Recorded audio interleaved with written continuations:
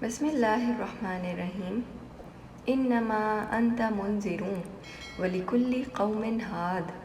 اے جلوہ نور، آپ مبعوث ہی اس لیے ہوئے ہیں کہ لوگوں کو خدا ترس بنائیں اور دنیا بھر کی تمام قوموں کو راہ حق دکھائیں۔ السلام علیکم ویورز، آج کی اس ویڈیو میں حضور پاک صلی اللہ علیہ وآلہ وسلم کے حج کا ذکر کریں گے، تو آئیے گفتگو کا آغاز کرتے ہیں۔ جیسا کہ آپ کو معلوم ہے کہ اللہ تعالیٰ نے سب سے پہلے اپنے نور سے حضور پاک صلی اللہ علیہ وآلہ وسلم کے نور کو تخلیق فرمایا اور اس نورانی انسان کامل یعنی سرکار دو عالم صلی اللہ علیہ وآلہ وسلم کو انسانی مخلوق کی ہدایت کے لیے مبعوث فرمایا تھا۔ جب وہ ہدایت عام ہو چکی، کون سی ہدایت؟ کہ اللہ تعالیٰ وحدہ لا شریک ہے اور رسول اللہ تعالیٰ کے آخری نبی ہیں، تو سورہ اذا جاء نصر اللہ والفتح، ترجمہ کہ جب اللہ تعالیٰ کی مدد اور فتح آ پہنچے، اس کی اطلاع نے اہل بینش یعنی جو لوگ نظر رکھتے تھے جیسے حضرت ابو بکر صدیق رضی اللہ تعالیٰ عنہ کو چونکا دیا کہ اب حضور پاک صلی اللہ علیہ وآلہ وسلم کی واپسی ہونے والی ہے۔ ذی القعدہ 10 ہجری میں سرکار دو عالم صلی اللہ علیہ وآلہ وسلم حج کا ارادہ کر کے بعد نماز ظہر مدینہ المنورہ سے مکہ معظمہ روانہ ہوئے۔ 26 ذی القعدہ کو غسل فرمایا، چادر پہنی، تہبند باندھا، مدینہ طیبہ سے 6 میل ذوالحلیفہ کے مقام پر رات گزاری۔ دوسرے دن دوبارہ غسل فرما کر 2 رکعت نماز تحیۃ الوضو ادا کی اور احرام باندھ کر قصوہ نامی اونٹنی پر سوار ہوئے۔ بلند آواز سے لبیک اللہم لبیک لبیک لا شریک لک لبیک ان الحمد والنعمت لک والملک لا شریک لک فرماتے تھے۔ حضرت جابر رضی اللہ تعالیٰ عنہ اس حدیث کے راوی کہتے ہیں کہ ہم نے نظر اٹھا کر دیکھا تو آگے پیچھے دائیں بائیں جہاں تک نظر کام کرتی تھی آدمیوں کا جنگل دکھائی دیتا تھا۔ آپ صلی اللہ علیہ وآلہ وسلم کے لبیک فرمانے کے ساتھ 1.5 لاکھ آدمیوں کی زبان سے یہی نعرہ نکلتا تھا اور پہاڑوں کی چوٹیاں اس آواز سے گونج اٹھتی تھیں۔ اس طرح منزل بمنزل بڑھتے گئے، یہاں تک کہ اتوار کے دن 5 ذی الحجہ کو مکے میں داخل ہوئے۔ کعبہ نظر آیا تو فرمایا اے خدا، اس گھر کو عزت و شرف دے۔ کعبے کا طواف کیا، مقام ابراہیم پر کھڑے ہو کر 2 رکعت نماز پڑھی اور صفا کی پہاڑی پر چڑھ کر فرمایا، مفہوم ہے، خدا کے سوا کوئی معبود نہیں، اس کا کوئی شریک نہیں، اسی کی بادشاہی ہے اور اسی کی حمد ہے، وہی مارتا ہے اور وہی جلاتا ہے، وہ ہر چیز پر قدرت رکھتا ہے، وہ اکیلا خدا ہے۔ اس نے اپنا وعدہ پورا کیا، اپنے بندے کی مدد کی اور تنہا کو سب جہتوں پر فتح بخشی۔ عمرے سے فارغ ہو کر صحابہ کرام رضوان اللہ عنہم کو احرام کھول دینے کی ہدایت فرمائی۔ جمعرات کے دن 8 ذی الحجہ کو سب مسلمانوں کے ساتھ منی میں قیام فرمایا۔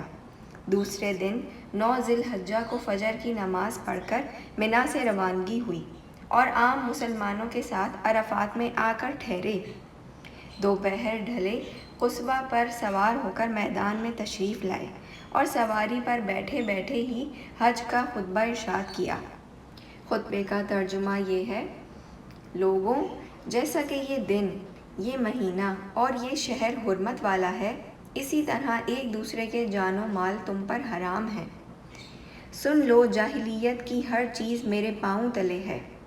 جاہلیت کے خون ختم کر دیے گئے اور اپنے خونوں میں سے پہلا خون جسے میں ختم کرتا ہوں ابن ربیعہ بن حارث کا خون ہے، جو بنی سعد میں دودھ پیتا تھا اور اسے قوم حذیل نے مار ڈالا تھا، اور جاہلیت کا سود ختم کر دیا گیا۔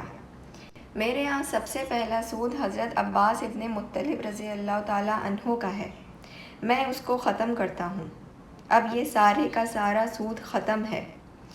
بس اللہ تعالیٰ سے ڈرو عورتوں کے معاملے میں، کیونکہ تم نے خدائے بزرگ کی امان سے انہیں قابو میں لیا ہے اور بحکم خدائے تعالیٰ وہ تم پر حلال ہوئی ہیں، اور تمہارا حق ان پر یہ ہے کہ جسے تم نہ چاہو اسے گھر میں نہ آنے دیں، بس اگر وہ ایسا کریں تو ایسی سزا دو جس سے زیادہ تکلیف نہ ہو، اور عورتوں کا تم پر حق یہ ہے کہ دستور کے مطابق کھانا کپڑا دو، اور مقرر میں تم میں وہ چیز چھوڑے جاتا ہوں کہ اس کے بعد تم کبھی گمراہ نہ ہوگے اگر تم اس کو مضبوط پکڑے رہو گے۔ وہ کتاب اللہ ہے، اور تم سے قیامت میں میرے متعلق سوال ہوگا، اس وقت تم کیا کہو گے؟ پورا مجمع بول اٹھا، ہم گواہی دیتے ہیں کہ آپ صلی اللہ علیہ وآلہ وسلم نے خدا کا پیغام پورا بحسن خوبی پہنچا دیا۔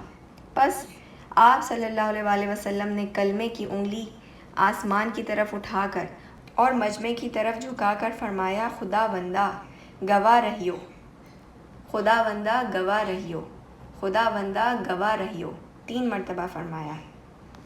خطبہ ختم پر حاضرین سے پوچھا کہ آپ لوگوں سے میری نسبت خدا کے ہاں پوچھا جائے گا تو کیا جواب دو گے؟ 1.5 لاکھ زبانوں نے ایک ساتھ یہ گواہی دی، آپ صلی اللہ علیہ وآلہ وسلم نے خدا کا پیغام ہم تک سب پہنچا دیا ہے اور اپنا فرض ادا فرما دیا۔ یہ شہادت سماعت فرما کر آسمان کی طرف انگشت شہادت اٹھا کر 3 بار فرمایا، اے خدا تو گواہ رہیو۔ بشارت کے طور پر تکمیل دین کی آیت نازل ہوئی، الیوم اکملت لکم دینکم واتممت علیکم نعمتی وردیت لکم الاسلام دینا۔ پھر ظہر اور عصر کی نمازیں ایک ساتھ پڑھیں، خیمے میں تشریف لائے، دیر تک قبلہ رو کھڑے ہوئے، دعا و زاری میں مصروف رہے۔ آفتاب غروب ہونے کو تھا کہ مزدلفہ کے مقام پر پہنچے۔ یہاں پہلے مغرب اور ساتھ ہی عشاء کی نمازیں پڑھائیں۔ صبح سویرے فجر کی نماز پڑھی، جمرہ پہنچ کر کنکریاں پھینکیں۔ یہاں سے پھر منا تشریف لے گئے۔ حج سے فارغ ہو کر مجمع کے ساتھ آپ صلی اللہ علیہ وآلہ وسلم مقام خم کے تالاب پر، جو جافا کے 3 میل کے فاصلے پر تھا، وہاں قیام فرمایا۔ یہاں سے یہ خطبہ حضور پاک صلی اللہ علیہ وآلہ وسلم سن کر جو جس طرف کا تھا ادھر روانہ ہو گیا۔ وَمَا عَلَيْنَا إِلَّا الْبَلَاغُ۔ مزید ویڈیوز اور اپڈیٹس کے لیے چینل کو سبسکرائب کرنا نہ بھولیں۔